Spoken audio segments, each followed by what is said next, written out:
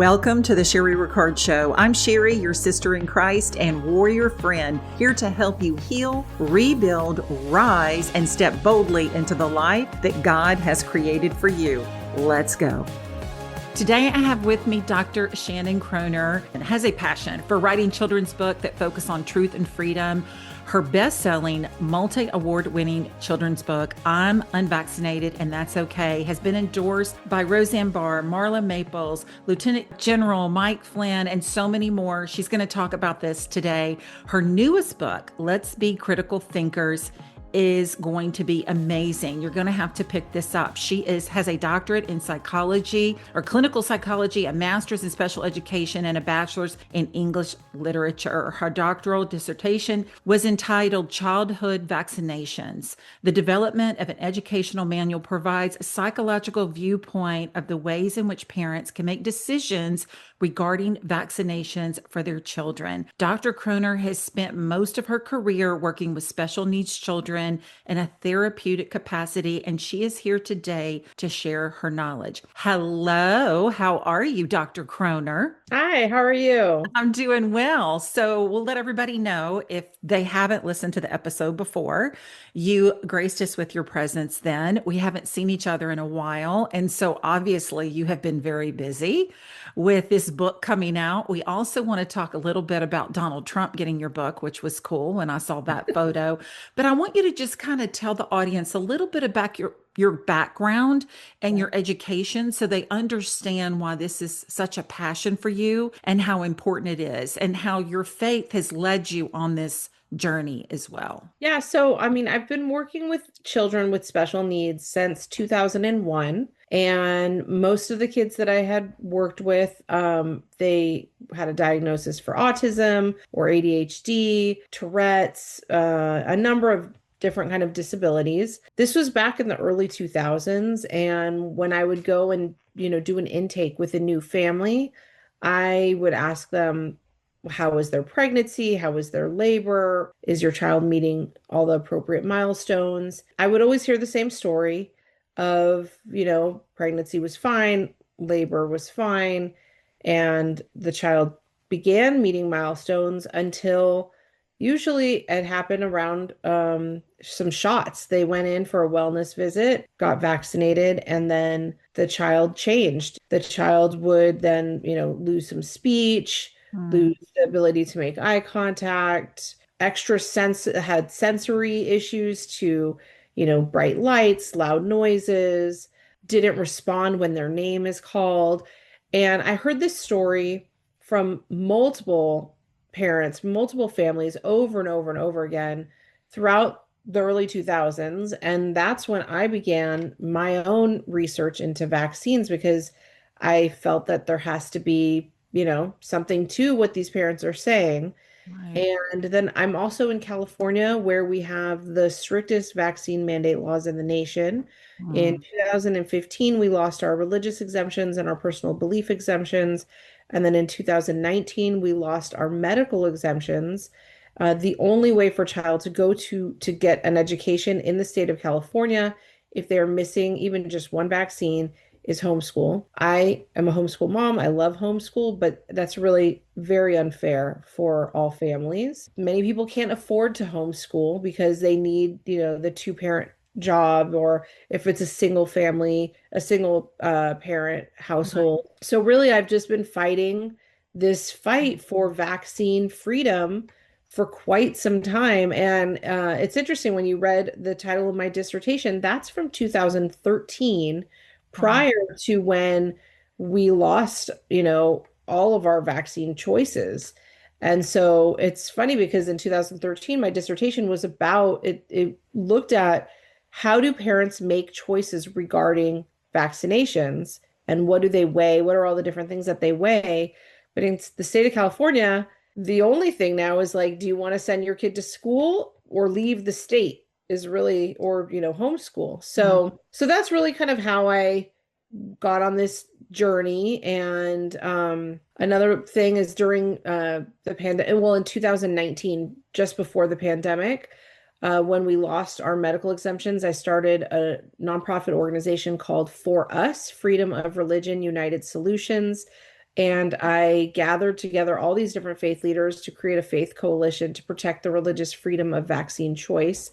And then 6 months later, the pandemic happened and the churches shut down. And then there was, warp speed vaccine. And so I was actually able, my organization was able to help like tens of thousands of people get religious exemptions to hold on to their jobs and stay in school and stuff like Wow. that. And then when the pandemic was over, I was like, well, I think I need to write a children's book. And then when Yeah. I did that, and then I was like, I think I need to write another one. Well, and two, I believe that's how we met originally because there were friends of mine and coworkers that needed a religious exemption, and you connected me with a pastor that was in Florida, and I was in Louisiana at the time, and now I'm in Florida. Been here 2 years in South Florida. So I remember that was the original connection, and then you just came on the show. But what I think is really interesting is that you've been doing this long before COVID. So it wasn't, oh, COVID hit and let me, write about the reasons why your kid shouldn't be vaccinated.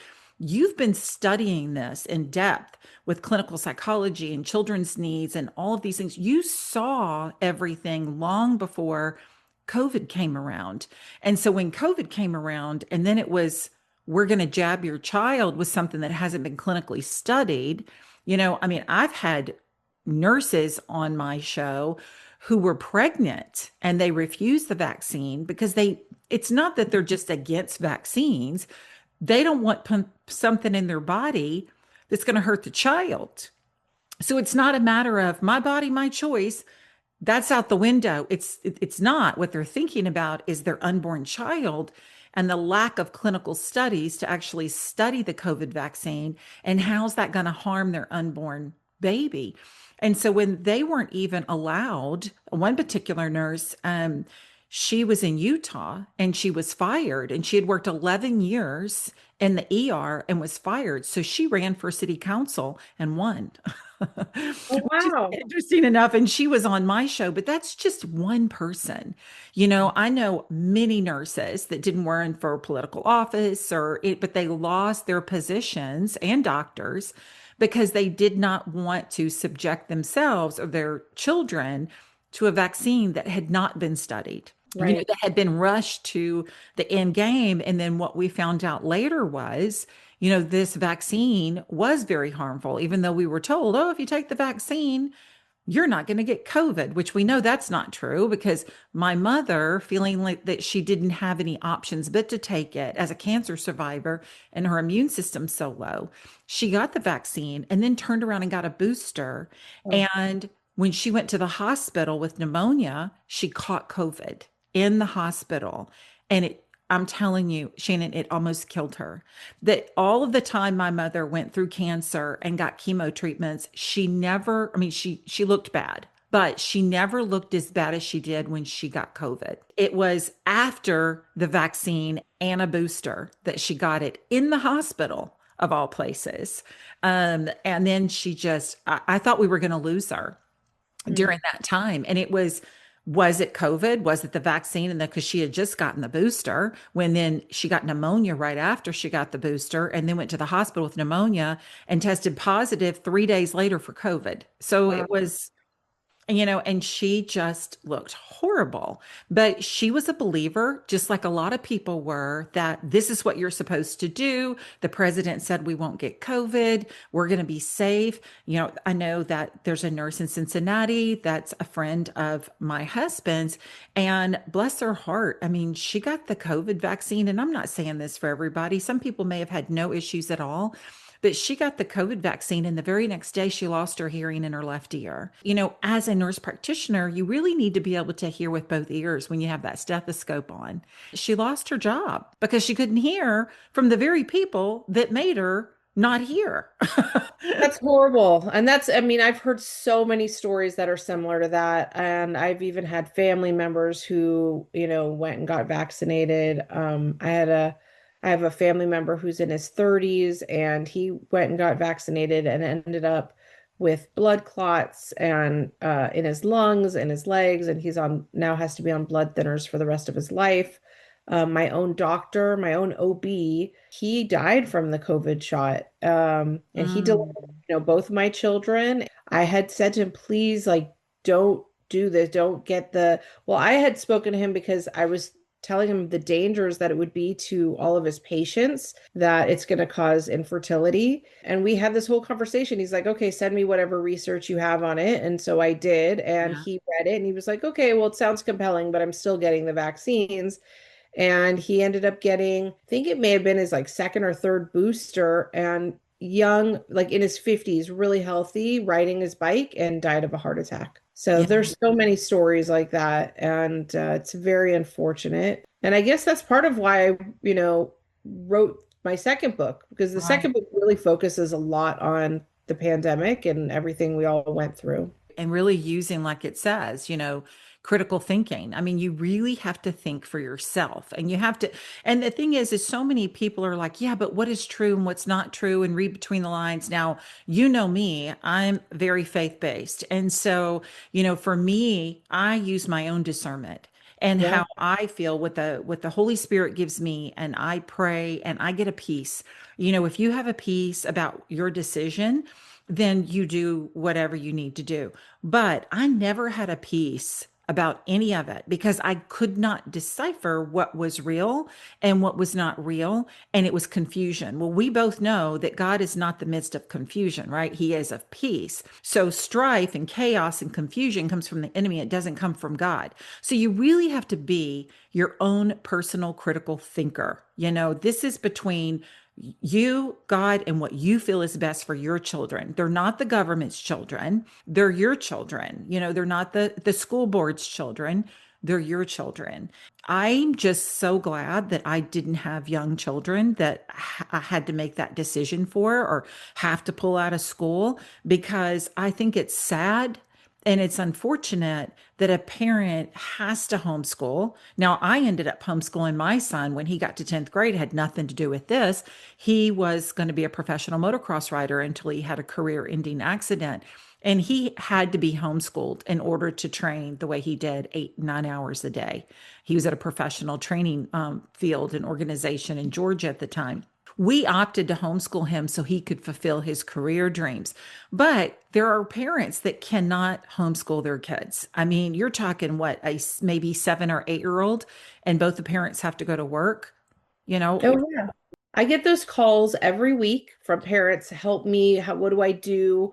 How do I send my kid to school? I had a parent reach out to me just this morning that her teens or her high school kids have actually been kicked out of school because they have not met the requirements for vaccines, and the school wants them to get them all at once, and they can't come back into the school until they have received all of their vaccines. So now, she called me up so upset. What do I do? My kids have been kicked out of school. They won't allow them back. You can't, why are we even denying children education, Right. that's unheard of. It's crazy to deny a child education.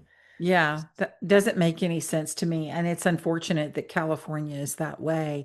I am grateful that I live in the great freedom state of Florida, where you cannot make people, put anything in their body that they don't want to put into their body, which we should be able to make that choice on our own. And so I am so grateful that we have a governor that stands behind his people. But there are a lot of people in California, good people that just want the best for their kids and they want them to be able to be educated. Now, how does that work is it just in education, or is there specific, like, businesses are still require it there? Churches, how is that there?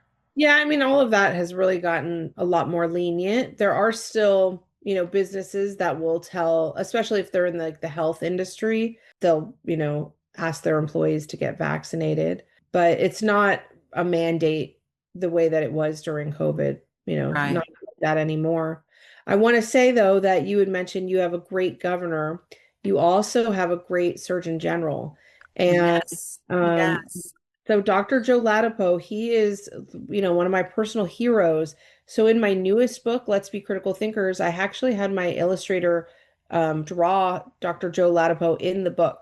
So the main character interviews him about vaccines in the book, and I have the book right here. But Love it. I'm just going to turn to the page real fast so that you can see how cute it is to have. And there's actually several, if you're familiar with the health freedom world, there are several doctors and scientists that I have included in the illustrations Mm, that the main character of this book, she wants to be an investigative journalist when she grows up. And so she uses the policies of the pandemic to start her investigations and teaches the reader how to be a critical thinker and what propaganda is and how to spot propaganda and what informed consent is and what censorship is. And so she does this throughout the book by also interviewing people. So that's why I have all these different characters that she's interviewing. So here's I love actually it. uh the main character is, I don't know if you could I see can what see it. interview Yes. Dr. Joe Latipo. That's wonderful. Now, is he the one whose wife that I met? Yes, yes. Okay. Yeah, Okay. All right. he's amazing. Yeah. I wasn't sure. I was like, wait a minute. That's right. I met his wife. She was very, very kind, very nice lady. She's an amazing author. Brianna is an amazing author. So That's wonderful. Yeah, I love that. So the whole book is about now, what is the age group for the book? So this book is it's geared a little bit older age group than the previous book. So I'm Unvaccinated and That's Okay was more for like younger elementary kids. This Hmm. is more for older elementary and then into middle school because it's really teaching children how to do research. And I've actually included some activities in the back of the book to actually help children do whatever research they want to do, whether they're, researching something about vaccines or the pandemic or something completely different. Right. I've given them tools to help them with their research process. And so it's kind of like, I would say for an older elementary kid, I have it says from 8 to 15. So I think that's a really great age range Yeah. for kids. And I actually just had an 8-year-old review it. I don't know if you've seen the video of her on my Uh-uh. Instagram, but it's absolutely adorable. She is like, though she's got so much charisma, this little girl. I sent my book to a handful of like random people to I said if you make, video review, and that I could use for promotional purposes, I'm happy to gift you a signed copy.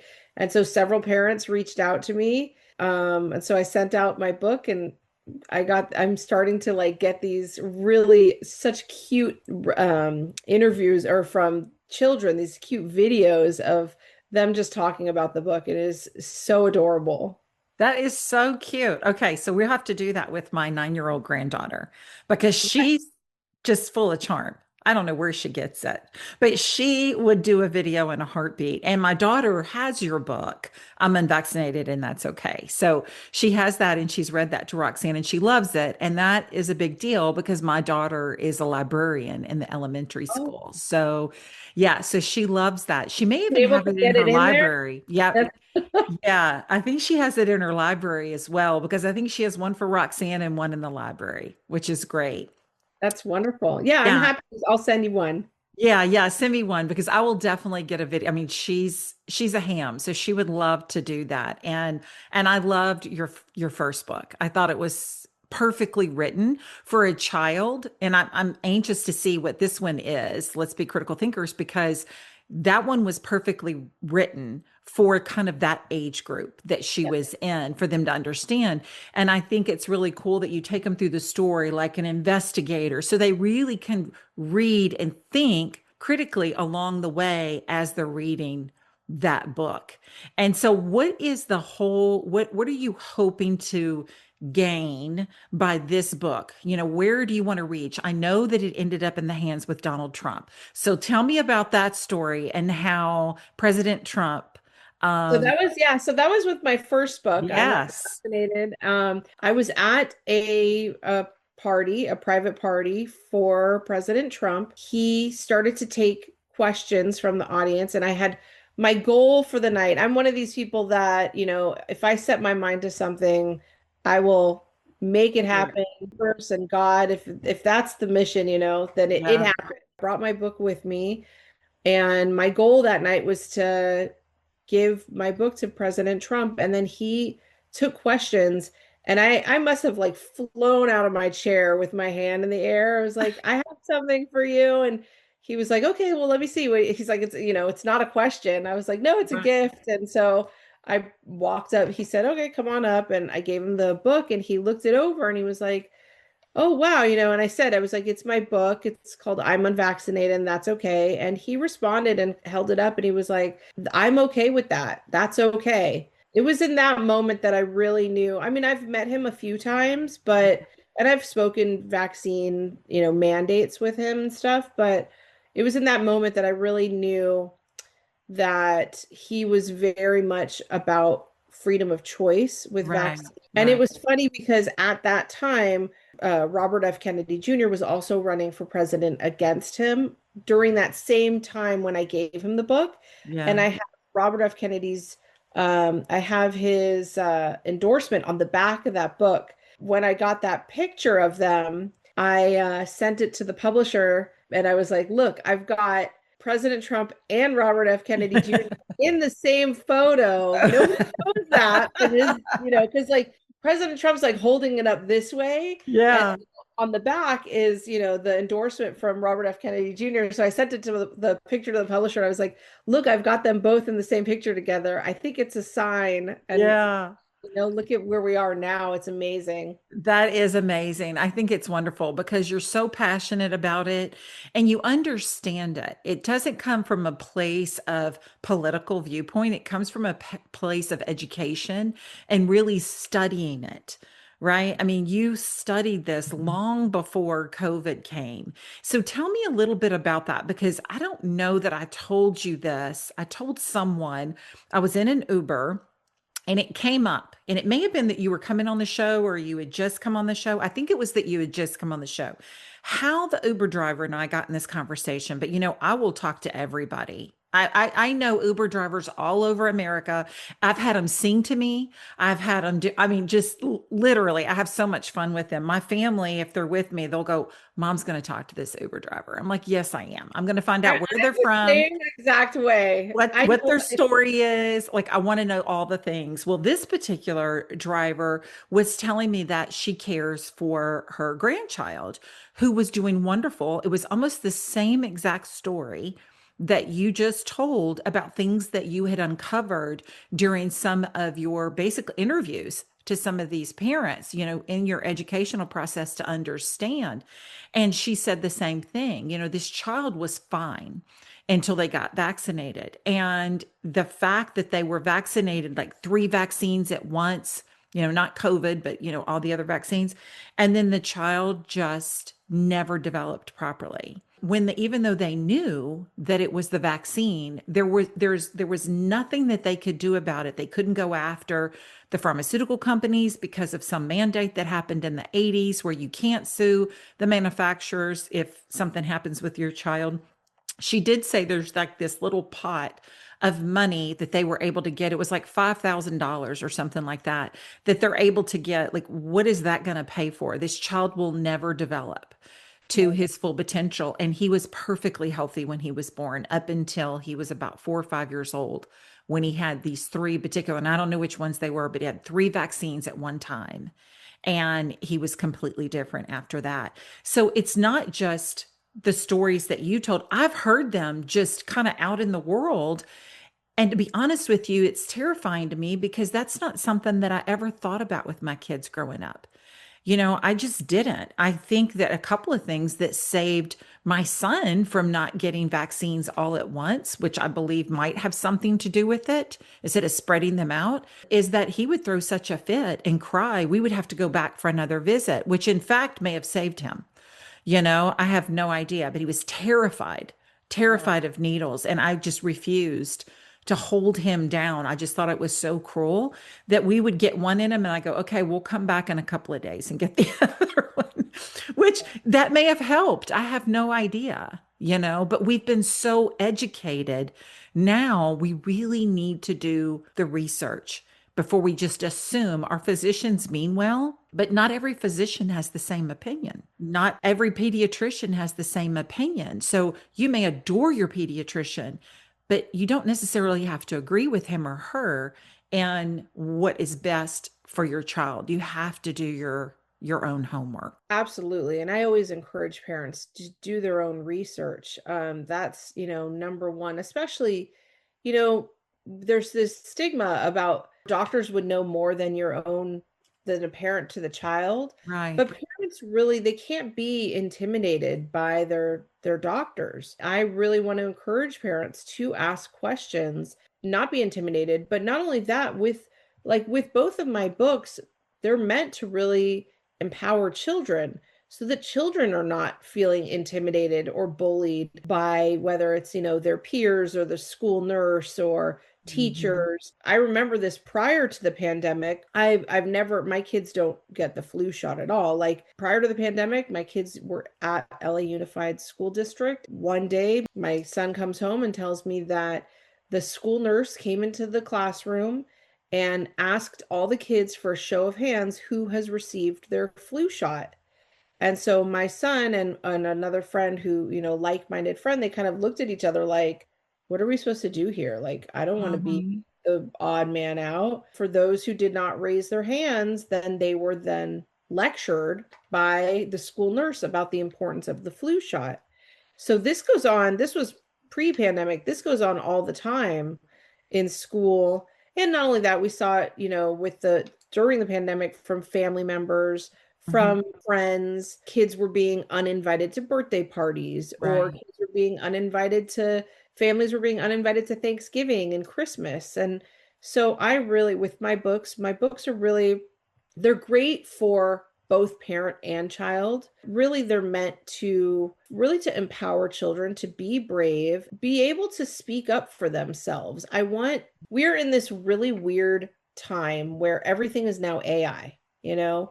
And with AI, it's becoming way too easy to not think. Children are losing creativity. They're losing, this intellectual ability to think for themselves. Instead, if they need to find an answer, they'll just type it in and AI will give them some kind of canned response. Right. Well, we have, that's a very slippery slope. And if we continue on that path, we will completely lose critical thought. And Yeah. so with my books, my hope is that children will read my books and really kind of be able to think for themselves and take a step back if there's something that doesn't feel right or seem right, or they're being told something that is the opposite of what they're being told by maybe their family or their parents or whatever. Like, I want children to be able to think for themselves, evaluate the situation and evaluate the information and understand what the right questions are to ask and to not feel intimidated. That is such an important message for children, is to not feel intimidated. And I mean, I don't want children to talk back to their teachers or anything Right. like that. Right. Never, there should never be a problem with asking questions so that you can have more information and be informed. Exactly. I mean, we send them there to learn, but it's our responsibility to teach our children at home. So they're better equipped to understand. Now, granted, not all kids have the ability to learn at home for whatever reason. Sometimes parents are working two and three jobs and, they depend on the schools to teach them. That's why they can't do homeschooling. But I would hope that these books end up in every single library. If there's anything that I can do to assist you here in South Florida, I am, and I know you've got connections with the the Surgeon General, and that's wonderful. But I know Donalds, and so anything that I can do to assist you here in South Florida, I would hope that your books end up in those libraries because we can't get away from the kids picking up and reading as well. And I think, like you said, with AI, it's just become easier. And now we have so many Audible books and I'm guilty, I'll get on a plane, I'll put my headphones on, and I am listening to books. The only book I ever read anymore are devotionals in my Bible. I mean, that's just perfectly honest with you. I love reading my devotionals because I like my highlighter and all of that, read my Bible, but everything else just goes Audible, it'd be cool. Maybe you could have yours put on Audible by like a teenager or something reading Actually, it. I just got an email from the publisher a few weeks ago that Wonderful. they are creating the audiobook for Let's Be Critical Thinkers. And and I don't think that there's anything wrong with listening to a book. I actually Yeah. encourage it because the thing is that people learn differently. Everybody, that's actually one of the major problems with today's education is that all children are expected to learn the same from the True. teacher in a classroom. Everybody learns differently. Everybody Yeah. absorbs information differently. Some people are more, visual learners. Some Right. people are more auditory learners. Some people are more tactile. They need to like look at it. And I think it's very important. Like if a child is having, and that's the educational therapist coming out of me, talking about this. But Hmm. if a child is struggling to read and understand and comprehend, or an adult, anybody, if you're having trouble Right. sitting there reading and comprehending, if it makes it easier to absorb the information through listening, then I think that that's a great resource. Yeah. What bothers me though is the AI where you just kind of don't have to think for yourselves at all. And AI, they have programmers that are programming the AI to have these answers. And yes, AI can actually learn from your responses, but it's a really scary thing when so many students today, they're not taking a moment to do any research whatsoever, and they're actually like if they have a paper due, and their paper could be on anything. It could be, on penguins, and all they have to do is ask AI, tell me everything I need to know about penguins and write a paper on it. I Uh, know. write a 3-page paper about penguins and whatever. Like AI will just do it for you. And Yeah. then that child has never learned a single thing that they should have learned. And so, Right. we are in a very interesting place in the world where everybody is able to just kind of get the answers that they need because it's easier. It's Right. faster and easier, and people don't want to take the time to do research. When I was younger, and I'm sure when you were younger, you had encyclopedias, Oh yeah. right? And if you had to do research for something, you would sit Yeah. down, you'd have to look through the encyclopedia, you'd go to the library, you check out books, and now everything is just it's become way too easy. So Right. No, you're absolutely right. I would have been a straight A student if I had social media like, and AI when I was growing up, straight A's would have been so easy for me. I mean, just because I would have used them and my parents wouldn't have known any better and I would have used it too. And I think it is all about becoming more and more aware. And so I love the title, Let's Be Critical Thinkers, because that can be on any subject. And I think it's wonderful that it's on a subject that you've invested so much of your time and research and education in. Just like there's coaches today. I was just having this conversation. Somebody said, I'm going to hire a coach to do X, Y, and Z. I said, well, have you really done your homework and researched that coach? yeah. Because just because they call themselves a coach or, a life coach doesn't mean that they have the skill set and the experience and the educational background, because you really need both in order to teach a particular subject. I'm a counselor, but I do grief and adversity recovery. I'm very experienced. I lost my son. I also became certified in that particular topic, and I'm a healthcare professional. So I have walked the walk and talked the talk. But when you have somebody like yourself that has put so much into it and that education and research, we really need to hang on those people that know exactly what we're talking about. I think too quick, people will jump on social media and say, I'm an expert in, cooking apples. And it's like, why? Because you made a great dessert one time in your life using apples. That doesn't make you an expert. But this is where we're going. Yeah. So I think it's important that people do their research on people before they actually pay attention to what they're listening and what they're reading. But I'm just so happy for you. I am. I'm so happy for you. And like I said, if there's anything that I can do I think your book needs to be in every library. Every I library. agree. It's interesting with my first book, with the I'm Unvaccinated book, I actually brought it into my local library. And I said to the people that work there, I said, I'm a local author. I signed this book, and they have a section for local authors. And I brought in the book and they were really excited. Oh, great. We'll add it to our section of local authors. And there was no issue. And then as soon as I handed them the book and they looked at it, they kind of like looked it over and was like, oh, we're going to have to send this downtown to get approved. Yeah. And I don't know what happened after that, but Well, yes. yeah. Probably in any other state but California, you would have been fine. Sure. And I always encourage, like with my books, they make amazing gifts for new parents and Yes. for young kids. The holidays are coming, and I think that my books are really great gifts to give.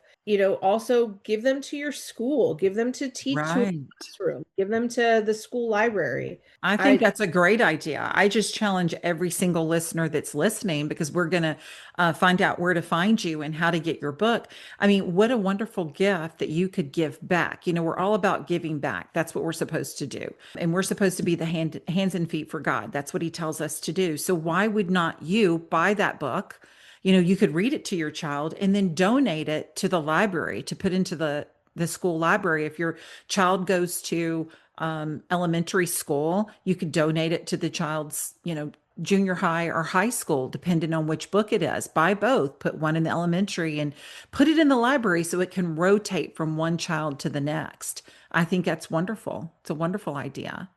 Well, thank you so much. Tell everybody where we can get both of your books and what is the best place to go to find you. Both books are available on any major book selling website. So Amazon, Barnes and Noble. There's many others, but you could just find them on any book selling website will Yeah. have both Let's Be Critical Thinkers and I'm Unvaccinated, and that's okay. And then people can go to my website, drshannonkroner.com. If they want the I'm Unvaccinated book signed, you could buy that there. And then I'm very busy on social media. People can find me on X. My handle is it's Dr. Shannon Kroner. And then on Instagram, they actually like several years ago wiped my Instagram Of totally course. clean. So I had to create a new one. So unfortunately, my Instagram handle is Dr. Shan Kron. It used to be Dr. Shannon Kroner, and then they, deleted Wiped it. you out. Yep, that's exactly what happened during the first election of Donald Trump. They completely Facebook attacked my business page, Empowerment is Beauty. And so it's still there, but they won't allow me to run ads and they pretty much won't show my page to anybody unless you go there. And it's all because I had Joy Villa on my show that is a huge Trump supporter. I know Joy very well. And I ran an ad for that show, and that was all she wrote. I never got it back. And that was how many years ago? It was for the first election. So, anyway, but I appreciate you so much. Thank you for sharing. I wish you all the best and all the blessings with this book. And I will also put a link to Amazon and also to your website in the description notes. So anybody listening can just go back and click and make it super easy. Thank you so much for having me on today. And send me a mailing address for you, and I will I put one will. Oh, I for. definitely will. I will send an address so we can get that to my granddaughter. That'd be Thank really fun. I'd love to post a video if she wants to make a review, an honest review too. Oh no, she's very honest. Thank you. I appreciate you, Shannon. Thank you so much. I'm so glad you joined me today on the Cherie Ricard Show. If you want personal guidance, go to queenbeetransformation.com and just sign up for your free consultation. Don't forget my coffee-themed devotionals to start your day with God. And my new book, Help from Heaven, is on the way, launches this November. Keep trusting, keep rising, and remember, you're never alone.